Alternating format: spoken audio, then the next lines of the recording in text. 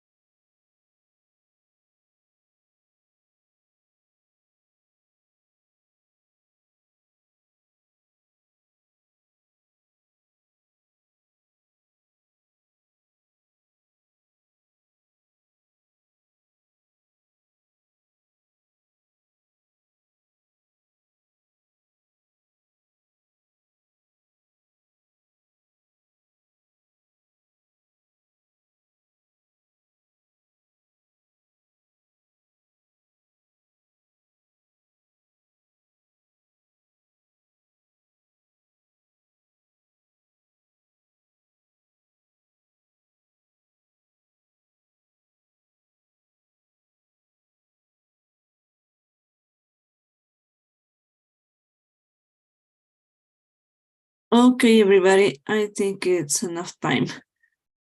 Let me share the screen and then we can start, okay? As I was telling you previously, tonight we are going to check the invasive and non-invasive tests. I think it's a very important class. Not too complicated, lots of details to review, vocabulary, and of course, pictures, the pictures to talk about. Most of them giving us anatomical details, pathological details, of course, in order to be well prepared, okay? At the end of the class, I'm gonna upload in the chat Zoom the slides. So try to download the file, but if it's not, if there is no possible something, any problem, something like that, please let me know in order to send it to your personal WhatsApp, okay? But it might be better to download from this space. So, okay, now it's open.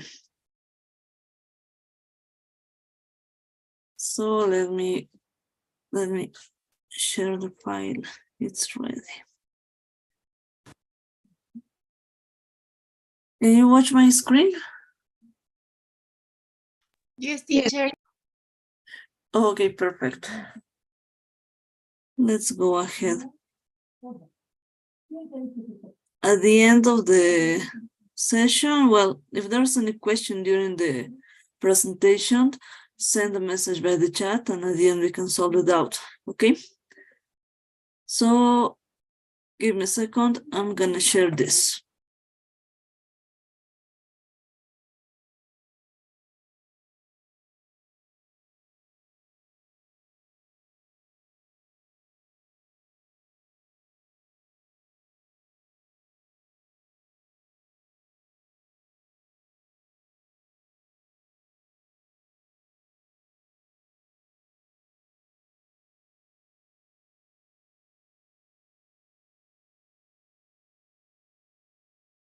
Okay, let's get it bigger.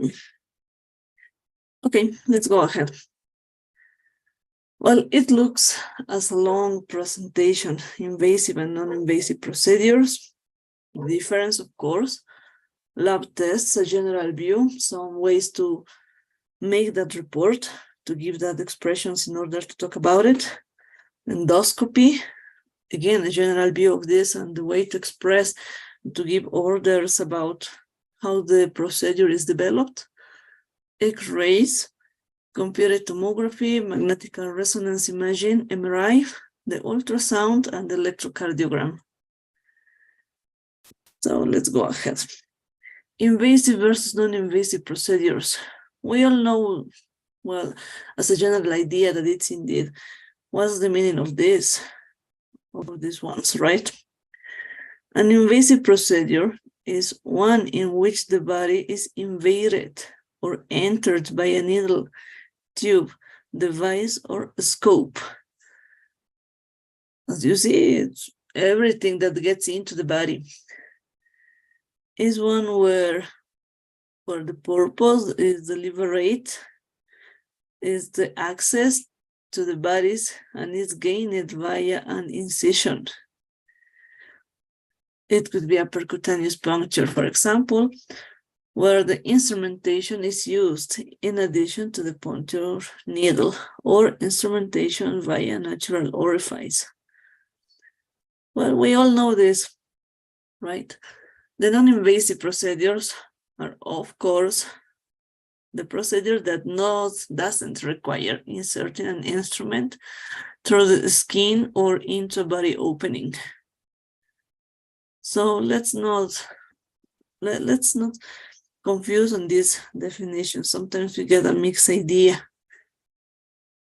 The difference, of course, is that invasive tests are done by cutting or entering a body part using medical instruments, medical devices.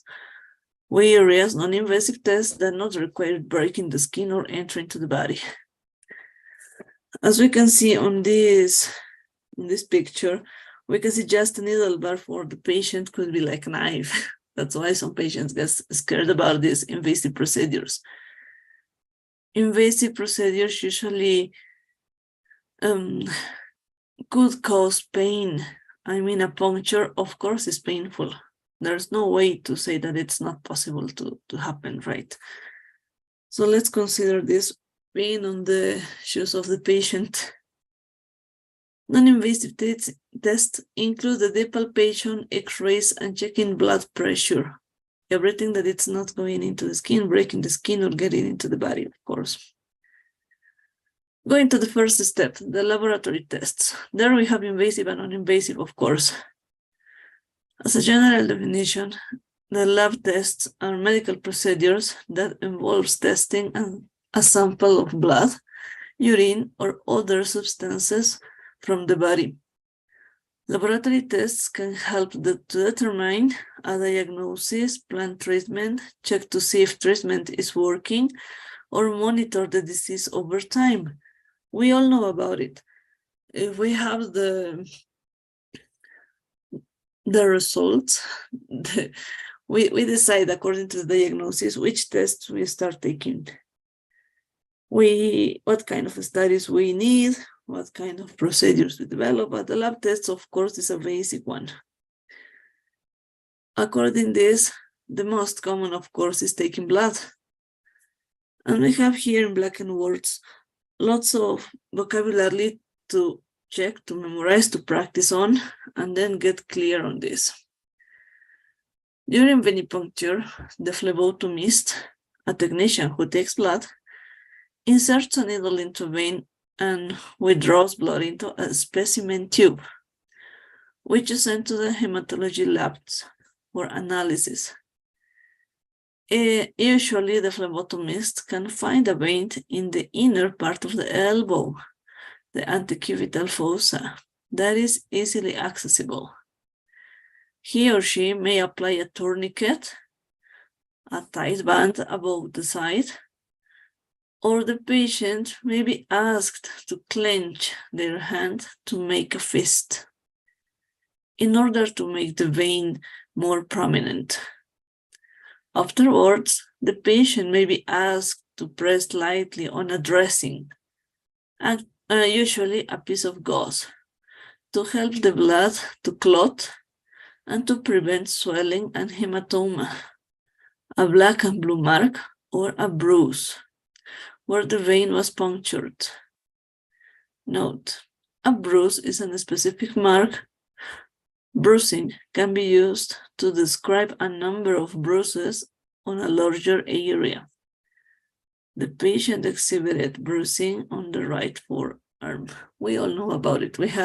I think we all have the chance to be into this kind of blood tests, to be the patient, I mean, or maybe taking the sample of blood. And according to that, we all know how to develop this procedure for not leaving the bruise.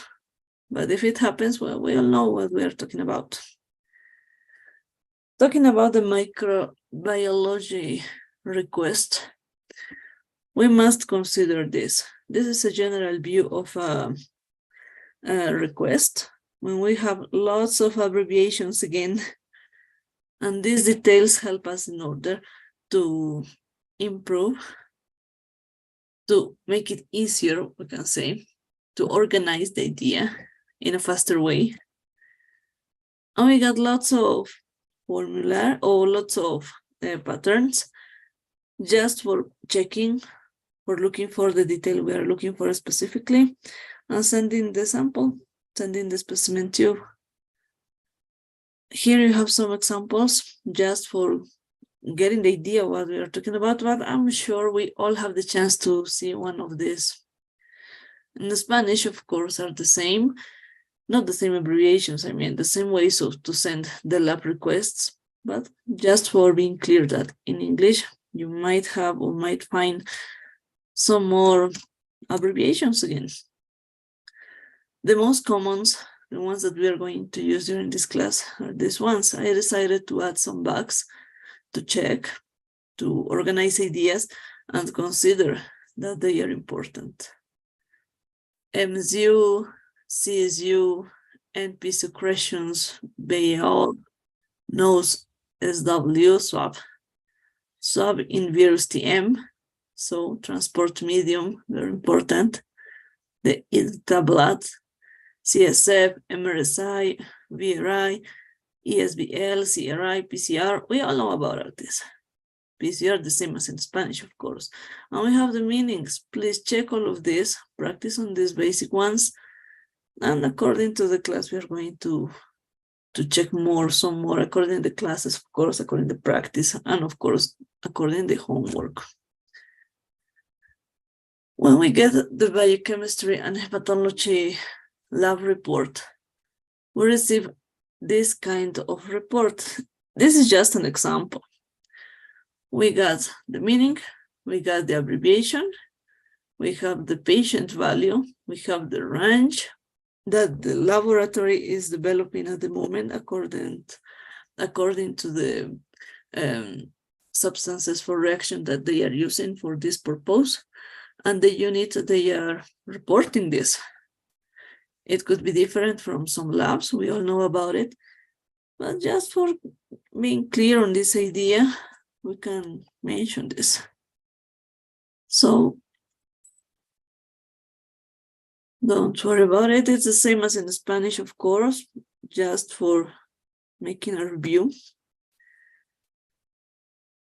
Then we have normal values, just as an example to consider the abbreviations. We can receive this kind of charts just with abbreviations. Of course, during the med school, we have the chance to learn and memorize all of them. The same as in Spanish, of course, values, of course, are similar, but they with some differences, maybe. Just as an information chart, don't worry about it. And we have the units, abbreviation, and the full form. Why it's important, the full form? When you are reading these reports, you don't read the abbreviation J over L. You don't make that mess. You read with the full form. We develop, we read the full name, we can say, of the lab report, and that's important to memorize. That's important to practice on this. We have grams per liter, liters per liter, times 10 to the power 9 per liter, times 10 to the power 9 per liter. You can see that's the way to express this abbreviation. Femtoliters, of course, millimoles per liter, micromoles per liter, units per liter, of course. Just an information, but it's very important because we have homework taking into account this chart. The terms that, as a general idea, we can use to describe the lab results are these. Again, we have our blue bag to take it as a general idea because we have to practice on this. When the results are elevated, we can say up, elevated, high, or raised. We have 4 ways to give the same idea. There is no trouble on this. There is no problem. You can use all of them. These 4 expressions are valid at this moment, are very useful. Just use them. When the results are under the normal limits, are low, you can say down, low, or reduced. And it's very important to remember these 3 ways to give the same expression, the same idea. But when the results are within the normal range, within normal limits, we can say, for example, potassium is within normal limits, potassium is normal, potassium is unremarkable. Again, 3 ways to give the same idea. Practice on this and let's go. Let's do it without any trouble. You have 3 ways to give the same answer when it's down, when it's under normal limits, when it's normal, and 4 ways when you have the chance to read a report with high values. So keep on this. We have again the blue bag that is showing us this grammar, these expressions, this grammar detail we can see. Talking about endoscopy, well, of course, we all know what it is. It's the procedure that uses an endoscope to examine the inside of the body. An endoscope is a thin, tube-like instrument with a light and a lens for viewing. It may also have a tool to remove tissue to be checked under a microscope for signs of disease. We all know about it. We might have the chance to help the gastroenterologist to develop this procedure, I think. And we have the general idea how it works. This is the endoscope, and it's typically flexible. This tube is inserted through one of the natural orifices or openings, such as the anus or mouth, of course. And we have, of course, rigid endoscopes. They cannot bend. They are also inserted through small incisions, of course, surgical cuts through the abdomen, or if it's necessarily to thorax, we all know. The shaft contains several channels, this is, to transmit light from outside and images from inside and allow different instruments to be used. We all know, we have the idea. And as a general view, the parts of an endoscope are this: the eyepiece, tube for putting the instruments, the flexible light tube, and the flexible shaft or light and water. A general view of this, don't worry about it. We know that this procedure, the endoscopy, is developed in that way. Just for checking the stomach, the duodenum. The image is watching a video, we all know about it. We have the tools, we have the chance to move them, to improve the image, to improve lights, to get clear the camera. And then we have the esophagogastroduodenoscopy. And then how the biopsy sample is taken. Well, we all know this. These charts are for helping to catch the idea in a better way, for taking the vocabulary, of course. Functions of endoscopy, of course, provide diagnostic information, to excise, to cut out diseased tissues or growths such as polyps, to clear obstructions, to take biopsy, to cauterize a site of bleeding by applying heat. We all know about it. And of course, indications. It's a safe procedure, takes very little time, making the difference with some other situations.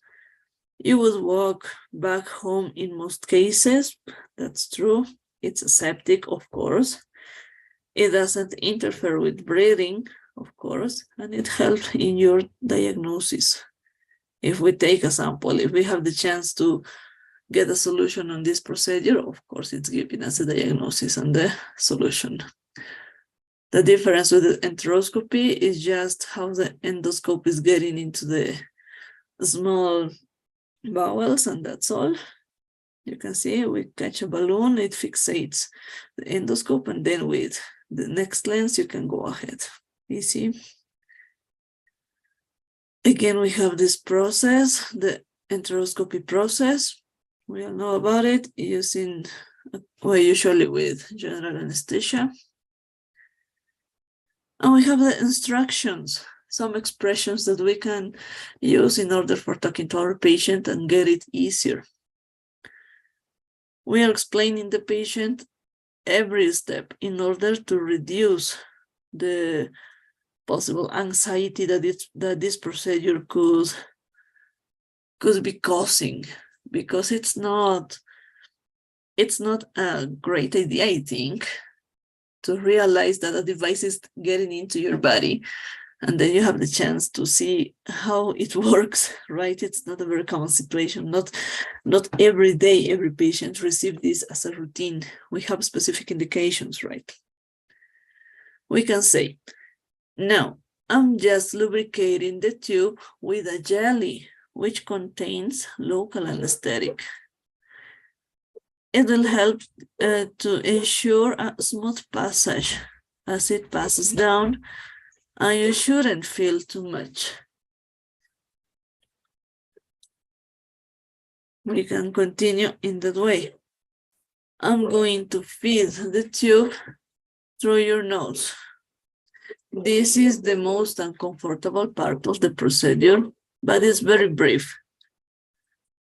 Let's say brief, but it doesn't take too much time. You'll get used to the tube, and in a few minutes time, right? Okay. When it hits the back of your throat, take a deliberate swallow. Okay. I tell you when the patient gives the signal, now swallow, that's it, swallow, well done. Okay, well, we know. If the patient is not swallowing, well, it's a very difficult situation to solve this. We all know about it. About the report of a diagnostic endoscopy, we have again black words with some vocabulary to memorize, to remind. The informed consent was obtained from the patient after discussing risks and benefits of the procedure.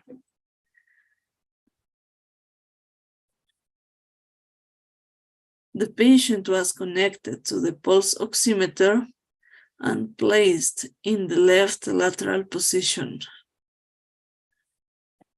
Oxygen was provided through a nasal cannula, and the premedication administered as stated. The endoscope was introduced into the esophagus. At the end of the examination, the patient was transferred to the recovery area to recuperate. So you can see that's the way we can describe this procedure. We can describe how we develop this, and that's the general idea. Of course, if we find another ways to give the same explanation, that's okay, that's perfect. It's not a trouble. In this slide, I'm just showing you an example about a normal endoscopy, just an example to catch how it's developed, how it's written down. So don't worry about it.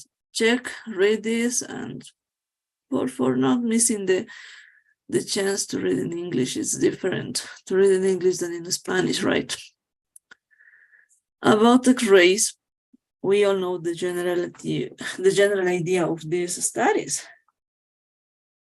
But we say, this is a type of radiation used in the diagnosis and treatment of cancer and other diseases. In low doses, X-rays are used to diagnose diseases by making pictures of the inside of the body. In high doses, X-rays are used to treat cancer. We all know radiotherapy. We have the idea, the radiopaque, everything in white, radiolucent, everything in black, just for making a review. Then the difference with radiography and radiology. Well, a radiography involves exposing a part of the body to a small dose of radiation, of course, to produce an image of the internal organs. Organs with high density, such as ribs and spine, are radiopaque. We all know about it, bones specifically, meaning they do not absorb radiation and appear white or light gray to the image. Lung tissue is radiolucent, for example. It absorbs radiation and appears dark on the image. Okay. And radiology is the use of radiation in the diagnosis and treatment of diseases such as cancer. We're the same as we were talking in the previous slide. Now we have reviews, anatomical reviews in X-rays. The review area is just as an information for checking, for showing how these expressions are said. For example, the check AP window, we all know about it. The check lung periphery, assess heart borders, is density behind the heart the same on both sides? We all know about it. Just details for remembering how to give this report. Then we have anatomical details, right ME diaphragm, goes to cardiac angles, right atrium, left ventricle, of course. We can here see the aortic knob, trachea, the spinous process. Well, we have lots of processes that are checked. We have the clavicle, just examples. Memorize them, right, to practice on this kind of vocabulary. Then we have abdominal X-rays anatomy again. When we can watch, if we get in practice and in a good X-rays plaque, X-rays picture, we can check anatomy as the same as like this picture. As a tabular root, for example, of course the ilium, of course the vertebral column, the spine. Again, the ilium, right kidney, left kidney, hepatic flexure, ascending column, well, lots of details, right? And the review areas, very important. How we can describe these pathological situations. Let's go. Check all of the bones, of course. Is there any gas within the rectum? Of course, abnormal calcifications. So is there bowel dilation, wall edema, or pneumatosis? We can get some differences according to the clinical situation of the patient. We can check the psoas. If psoas shadow whitened, absent, or outlined by gas, we all know about it. We get this line well printed, we can say. Then we have this kind of studies when we use contrast medium. This is a liquid, such as barium or iodine, which is radiopaque and allows the organ or tissue to fields to be examined. We know about it. This contrast may be swallowed or introduced through the anus as an enema or given as an injection according to the study we're asking for. And that's the way, an easy way to catch this, to watch this, how the organ is going on. When we develop X-ray examination, we again give orders. The X-rays technician give orders to take the picture, right? They can say, now, take a deep breath and hold your breath. This hold your breath is, you wait until the X-rays technician says, and then you can leave the air out. Normally, a frontal anteroposterior view is obtained, of course. The patient stands facing the photographic plate with the chest pressed on the plate, with hands on hips and elbows pushed out in front. You see the position. The radiographer, the technician who takes the X-rays, asks the patient not to move, then to breathe in deeply and not to breathe out. This makes a blurred, unclear X-ray image less like and improves the quality of the image, as it is easier to see abnormalities in air-filled inflated lungs than in deflated lungs. We all know about it. Sometimes the expressions are the hard part of this. I know we're checking that. For side position, lateral view, we can say the patient is asked to stand sideways to the photographic plate with arms raised. You can see the position. A chest X-ray may be repeated at intervals to track for any changes. And these examinations that are repeated are called serial X-rays. Again, for not moving, for asking for the patient not to move, we can say keep still. That's the expression, the commonest one to give that order. We have here the anatomical landmarks in X-rays, just as a general information, right? Let's go. Then we have the differences between the chest X-ray basics, PA versus AP, for making a review. And now we have these 4 slides. These 4 X-rays, I'm sorry. The normal view, bacterial pneumonia, viral pneumonia, and COVID-19 pneumonia. These 3 A, B, and C are in children.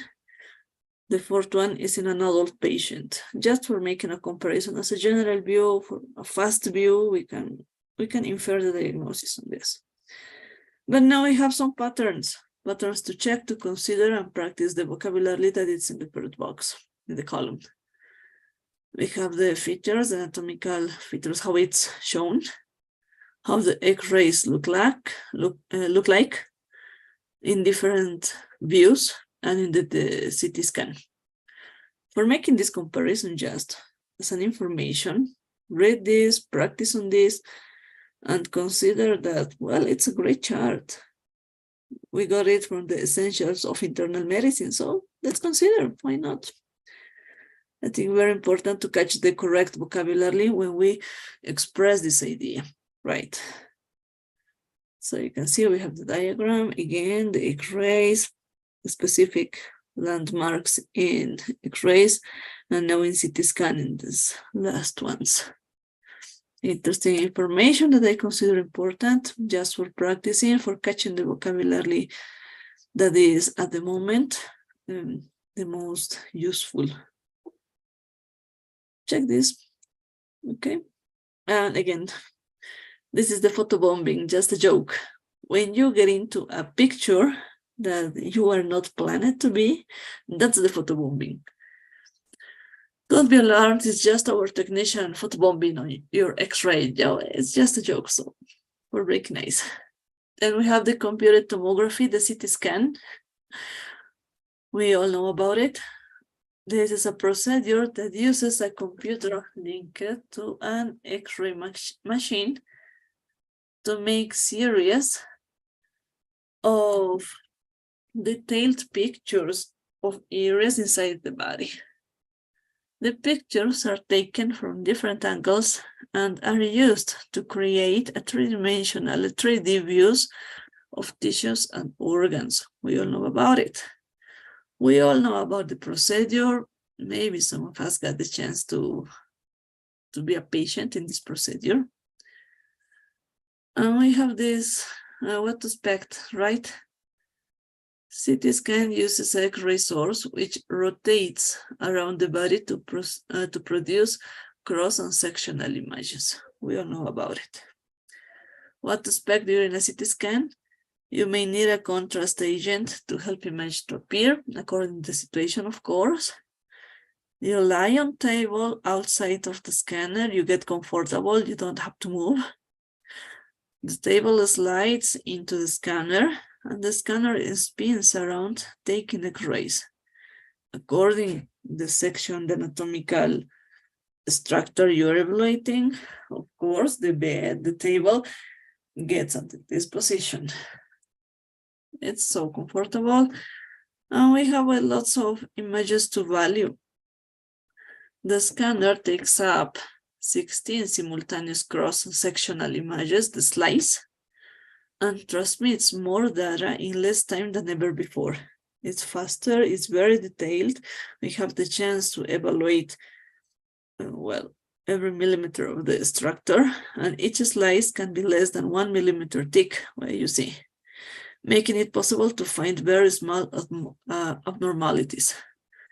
This is a 3D reconstruction in order to find the trouble. We have typical CT scans from brain, vertebral column, of course, all the airway. Well, you can see all the structures that at this point are evaluated on these slides. Where's my pointer? Well, we have the uses of the scanner. We have more structures to be evaluated in reconstructions, 3D ones, according to the generation of the machine.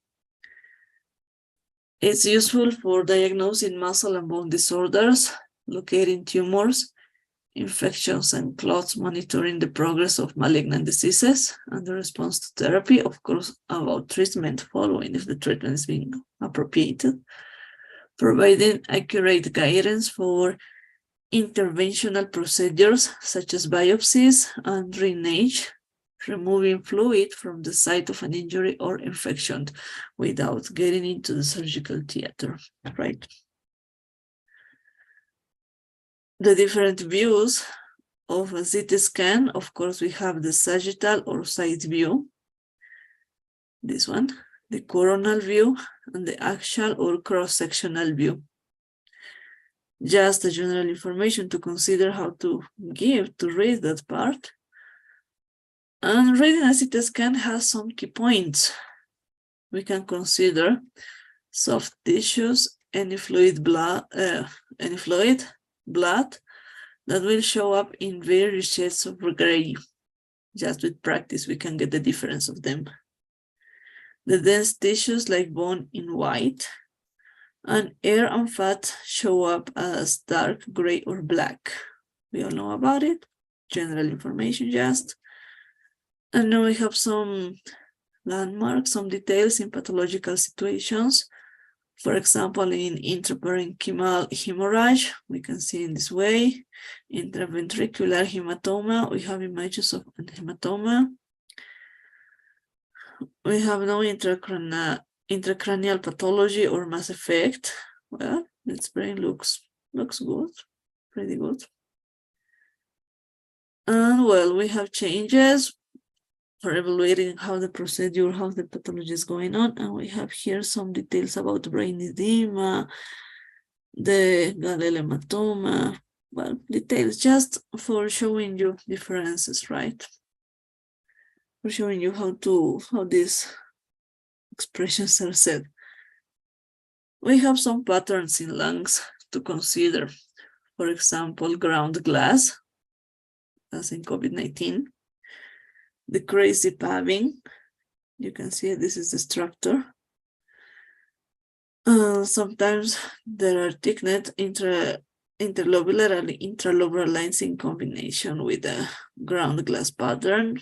Well, must for checking how it's reported, how it could be helpful.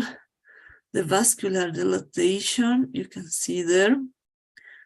The traction bronchostasis, you can see there.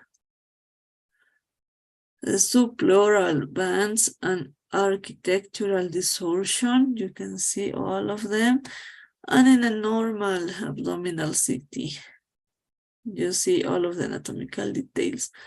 Practicing is the key for reading properly a CT scan. Of course, it's not properly to say that leaving this class you are going to have the chance to read it full well, but then you have a general idea how to express these ideas. For example, in this we have a jejunal perforation, secondary blunt abdominal trauma. You can see the ear in black. Then we are watching a tumor. It's of course marked. And now let's talk about magnetic resonance imaging, the MRI. Now a study that it's being described in, well, according to the situation we need it. This is a procedure that uses radio waves, a powerful magnet, and a computer to make a series of delayed pictures of areas and cells of the body. But this procedure doesn't use radio waves, actually. We have to correct this. Let me see. MRI is safer than X-rays because it doesn't use radiation. Yes, I have to fix the previous slide. It provides more information than CT scan about some head, neck, and spinal disorders, because the images are more detailed and have more contrast, meaning the differences between dark and light areas are stronger. Unlike CT, the images can be taken of any plane, any surface of the body, seen from an angle, It's now used for imaging, taking images of the brain and heart, and in oncology. MRI has more details, as you can see on the picture. MRI is an expensive procedure, of course. It's not possible to everybody to pay this, but if we need it as a doctors, we have to ask for it. There's no chance, no way to change it. Contraindications, of course it has. That situations when this study is not doesn't have to be used. Includes patients with metallic foreign bodies, as in the orbits, and patients with pacemakers. Okay, electronic devices, surgically implanted to regulate the heartbeat, the pacemakers. MRI also not approved during the first trimester of pregnancy. You can see. Second and third, there is no trouble. There's no trouble. In the first, no, it's not possible to do it. In general, preparing for a medical imaging, CT scan or MRI, you need to complete a safety questionnaire. And you have it with you. When you fill this questionnaire, you ask for a patient the permission to develop this, taking into account the pathological antecedents and surgeries and metallic foreign bodies. Okay, it's important that there is no metal or on your clothing or person. Prior to the scan, you can eat and drink normally. Your details and safety questionnaire will be checked with you by the radiographer, who will explain the procedure and answer any question you may have. You will be asked to remove any metallic objects, as well as credit cards, chains, keys, cell phone, your artificial teeth, maybe. You will be asked to lie on the MRI scanner table and make yourself comfortable, right? The radiographer will position the part to be scanned carefully in the scanner. And during the MRI scan, you will not feel anything, but you will be required to stay still, the same as in the CT scan, to achieve the best possible images. If you move in both of them, there is no good image. You might repeat the study if it's necessary, or if there's the chance, right? The process takes approximately 45 minutes as general information, right? To take into account just the MRI sequences, just an information. We have, well, the fat sensitive, this tuned, and we compare with the T2. T1, tissues type is bright, is fat, and tissues types are bright, fat, and water. Just for taking into account, making the correct comparison according to the position and the structure you're evaluating. The abnormal MRI signals, just for considering, you have this in T1 and stereo imaging, just as an general information. Read this in order to catch the. Okay, can you hear me clearly? Because there's no noise at this point. Yes, I can hear you. Okay, perfect. So let's go. It's not my signal, I'm sorry. Teacher, just to clarify, I didn't mean that the noise is coming from your microphone. It's just for the MRI scanner. No.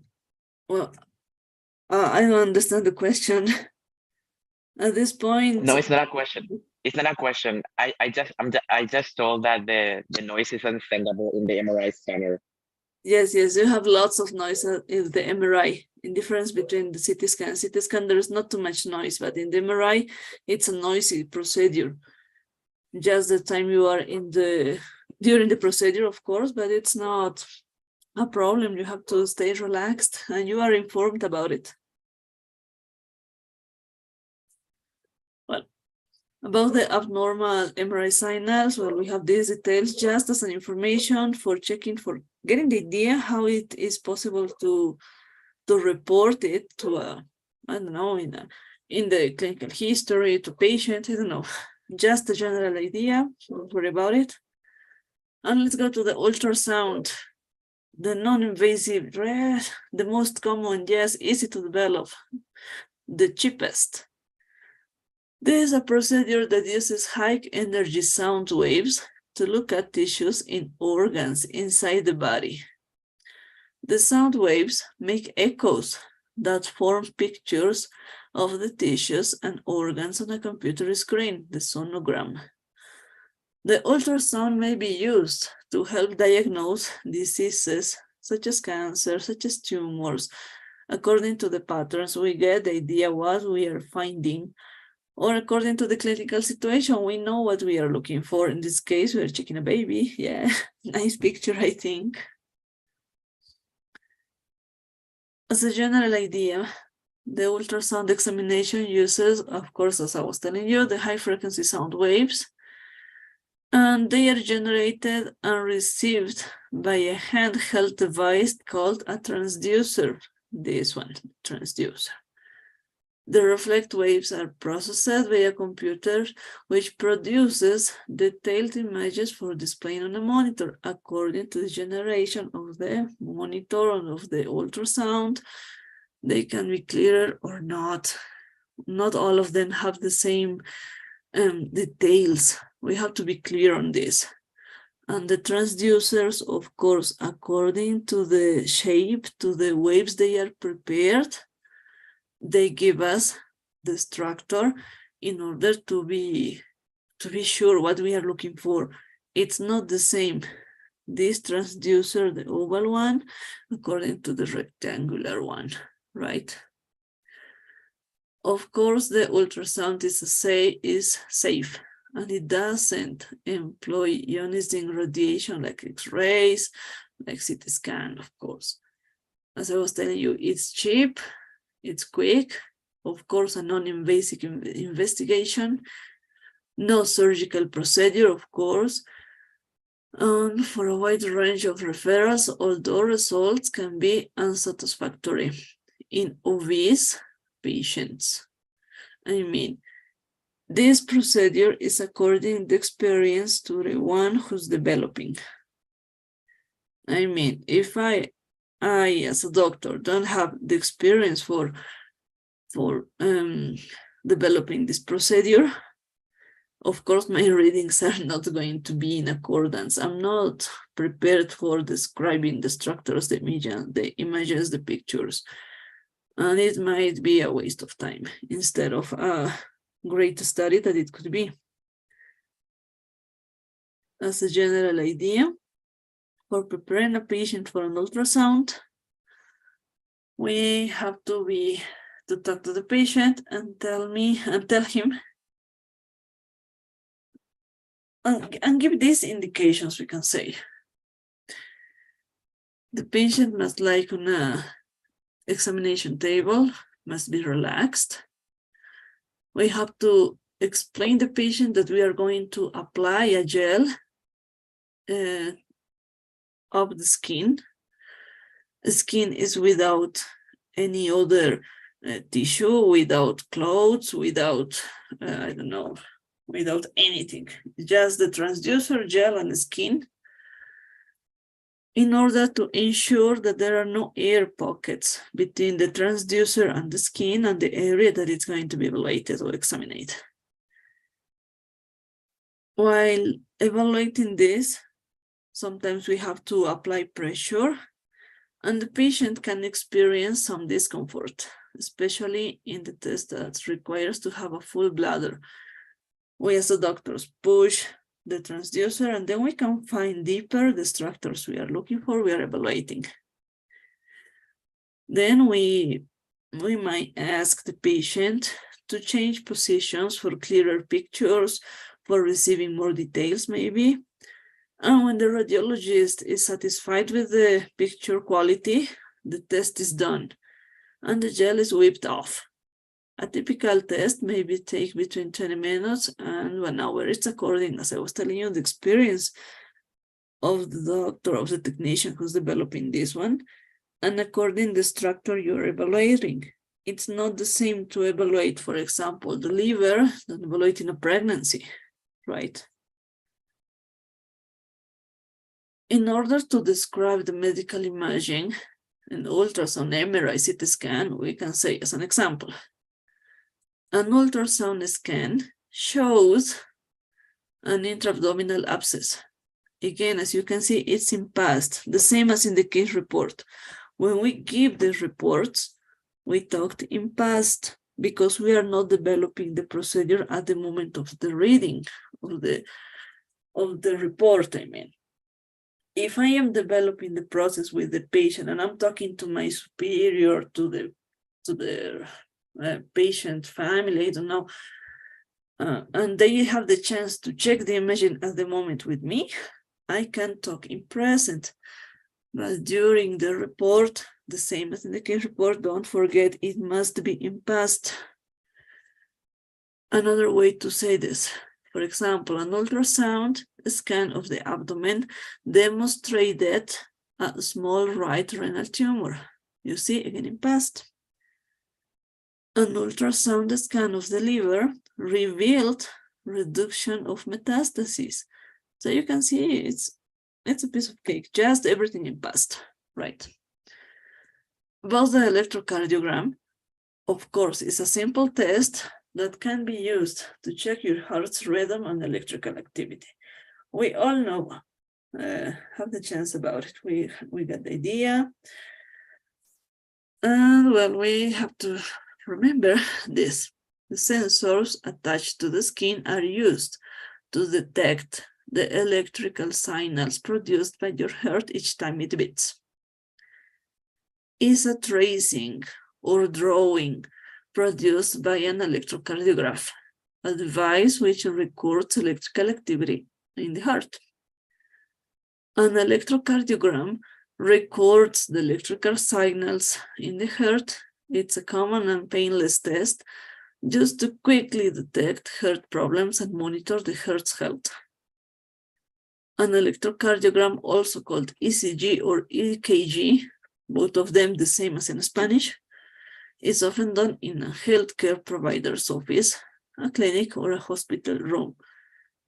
It's not very common to find this device, we can say, for going home and taking an ECG at home, right? But it could happen, why not? Some of them are portable, are easy to move from every place. The uses of an ECG, just for remember this, deciding if the heart is performing normally or suffering from abnormalities, such as cardiac arrhythmia, extra or skipped heartbeats, because we have the chance to watch the trace, indicating damage to heart muscle, such as heart attacks or ischemia of heart muscle, the angina, detecting conduction abnormalities, heart bloods, and bundle branch blockers, BBB or triple B, screening for ischemic heart disease during an exercise tolerance test, often carried out on an exercise bag or treadmill, providing information on the physical condition of the heart, for example, in patients with left ventricular hypertrophy, LVH, again, you can see abbreviations, directing electrolyte disturbances, for example, low plasma potassium levels, right? You see, expression low. We have these patterns, just a general review for checking how we must remind how they are written down.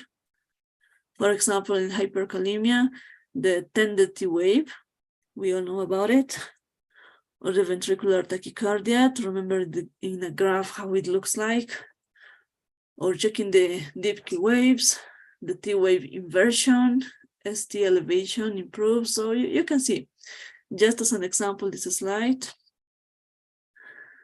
And in order to give the indications, we have the procedure. We must review this detail. The patient should lie down and relax. Usually, we let the patient relax around 10 minutes. During that time, we can prepare the devices. We calibrate the ECG machine, a standard signal of 1 millivolt. Should move the stylus to large squares 1 centimeter vertically. We all know about it. Attach the limblets, left arm, LA, right arm, RI, left leg, LL, and right leg, RL. To record the 6 standard LEDs, 1, 2, 3, augmented voltage right arm, AVR, augmented voltage left arm, AVL, and augmented voltage foot, AVF. 3 or 4 complexes, well, for each, we know about it. We're going to check the next slide. And apply the electrode to the 6 chest positions in turn, recording 3 to 4 complexes of each. If the rhythm doesn't appear to be sinus, normal rhythm, a rhythm strip of 6 to 10 complexes in a single lead should be recorded. So we know we can add more chest positions going to the back, of course, and evaluate the 360 degrees positions of the heart. And according to that, we get a diagnosis. In this slide, we see how the chest positions are applied. And the colors, of course, are universal. Every place, if they are in another language, it doesn't matter. You have the color to place it properly without making a mistake. So memorizing both of them is easier. And we have the correct position in this slide. Just check this to be clear. As a general information, we have the normal ECG. This is maximized. We have the ECG tracing of a normal heartbeat, checking the P wave, QRS complex, and the T wave, right? Then we have the size of each one. The largest square is equivalent to 0.2 seconds. The double R intervals gives the heart rate. We all know about it. In the case of abnormalities, the QRS complex can be widened or too tall. We know about it.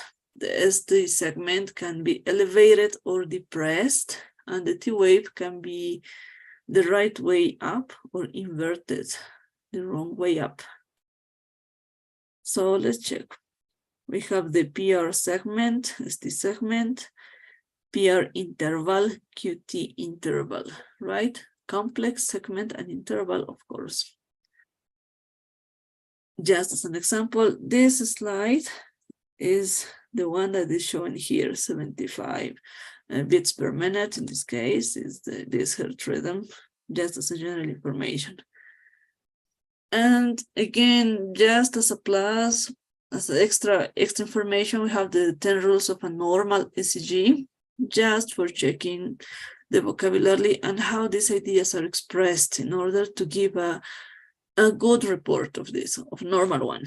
And the abnormal, of course, we describe the abnormalities, and we can follow the same order of the rules. It's easier to make following these steps. And don't forget that greatness is a lot of small things well done. We all know about it. We are sure about it. As you can see, there's a lot of information, I think. Many ways to give these ideas. And well, I think that's all. Let me send you the poll to take attendance, please. And in order you are filling the poll, I'm going to upload the slides and try to download them now.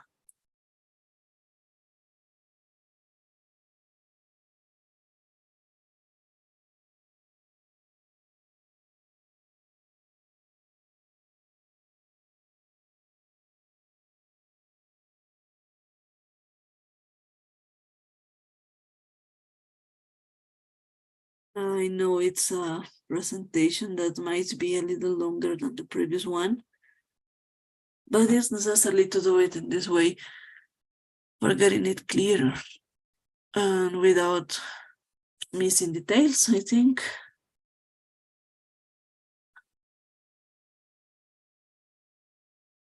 Let me see, there was a detail to correct in the slide. I'm going to correct in Teacher, MRI.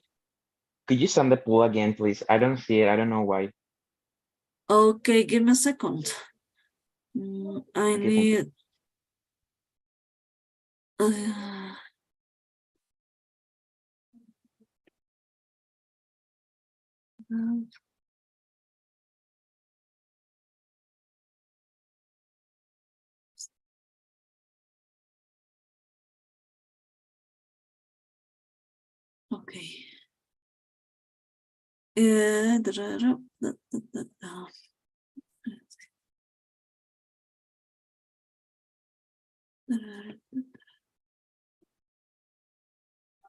Okay. I have 12 students who filled the pool. And there's Jorge who has the trouble to fill it. I'm gonna send it, and anybody else can watch this or cannot watch this. I mean, 2 students are with the same situation. I sent it already. Yeah, it appears to me. Okay, you could watch it. Yes. Okay, perfect. All of you can watch it because I need 2 more.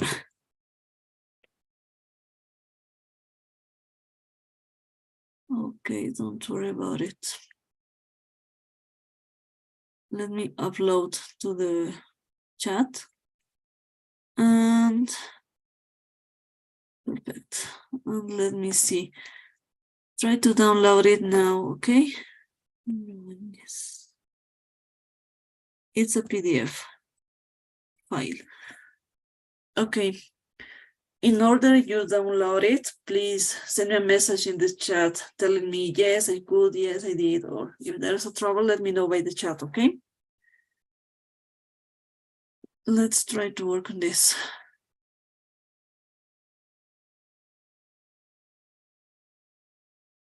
Is that possible to download it?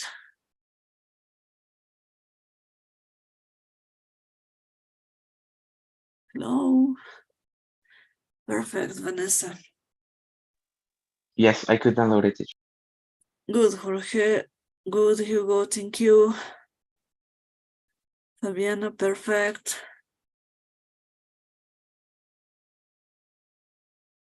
Yeah, perfect. Okay, Abigail, thank you. Erika, thank you. In order you fill the pool and got the slides, you can leave the Zoom call, that's okay. Perfect, Dr. Carlos.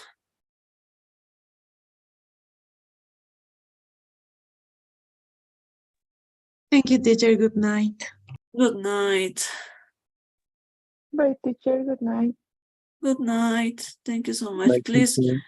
tell Bye, me by teacher. the Good chat if night. you could download it. Good night. Have a great time. Bye, teacher. Good night. Bye-bye. Nelson, could you download it? I need your messages for taking attendance too, for sending this Bye, chatting. teacher. Thank you. Okay, I need a message. Yes, I Well, could. that's okay, perfect. Don't worry. I can, teacher. You cannot, Gilda? Okay. You could it. Yes, I can. Okay, perfect, Gilda. Thank you so much. Okay, bye, teacher. Bye-bye. See you Friday. See you, teacher. See you. Okay.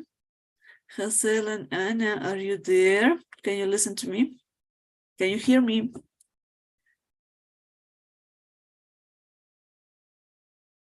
Hello.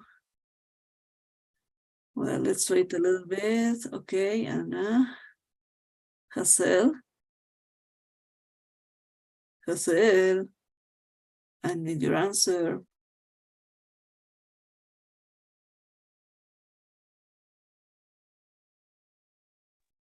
Well, I don't know if Hassel could download it.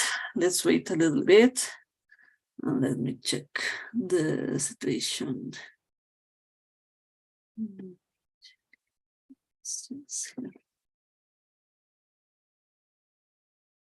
Stress.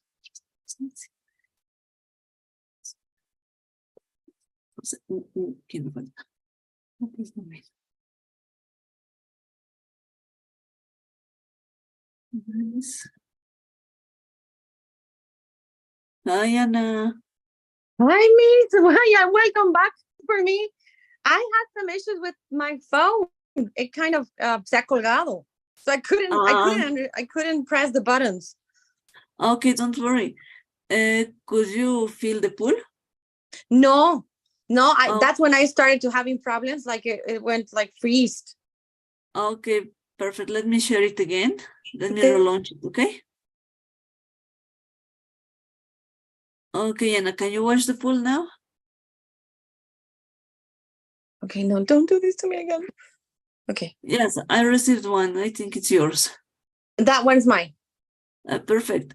Did you have the chance to download the presentation? The No, PDF? not in here. I'm having Oh. issues to download it. Okay, let me upload it again and let's try to do it. If there's no way to do it, I'm Okay. gonna send it to your WhatsApp, okay? Okay, thank you so much. Okay. I had to restart my phone. Oops, it Okay. gets mad. think no, it's starting. Okay. Yeah, I think Okay. it freezed. Let's try. If it's not possible, I'm gonna send to WhatsApp. Okay. Let's check. Let's check. Okay. Let's see. Okay. It started. Now I have it. Now I have it. Perfect. Okay, Now that's I want to also. see. Can you open it? Sometimes it downloads and it's not possible to open. Yes, to be sure about it, I'm gonna resend it to my email. In that way, I'm gonna have it. Because technology and me today, we're not friends. I don't know what's happening. No, don't worry, I understand. think- It happens. Murphy is coming after me. Yeah. La ley de Murphy, Murphy's law. One thing starts getting bad and then the next one and the next one. I'm like, no, please don't.